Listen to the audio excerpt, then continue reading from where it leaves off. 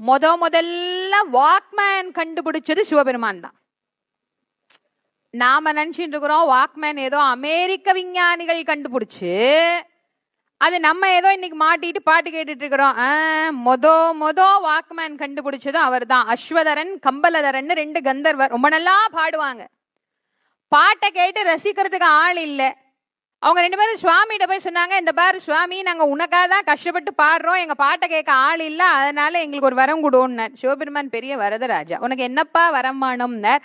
நாங்க 2 பேரும் பாடுவோம், நீங்க அதை கேட்டுட்டே இருக்கணும்னு. சிவபெருமான் பார்த்தார், அவர் என்ன வேலை வெட்டி இல்லாமலா சும்மா இருக்கிறாரு, என்ன பண்ணலான்னு யோசிச்சார். 2 பேர்த்தையும் 2 தோடா குண்டலமா பண்ணி இப்படி காதுல மாட்டிட்டார். 24 மணி நேரமும் பாடிட்டே இருக்கு. நான் 24 மணி நேரமே கேட்டுட்டே இருக்கிறேன். முதல்ல அவர் தான் குண்டலமா வாக்மேனை வச்சிருந்தார். இன்னைக்கு நாம அதை மாத்தி வாக்மேனு பேர் வச்சிட்டு இருக்கிறோம், அவ்வளவுதான். பேரைத்தான் மாத்தணுமே தவிர அதனுடைய செயல்பாடுகளோ அதனுடைய வடிவத்தையோ நம்ம மாத்தி இருக்கிறோமானா இல்ல. அப்போ முதல்ல அவர் தான் கண்டுபிடிச்சார். அதனால்தான் ஞான சம்பந்த பெருமான் முதல்ல பாடும்போது என்னன்னு ஆரம்பிச்சார், தோடுடைய செவியன்னு ஆரம்பிச்சார்.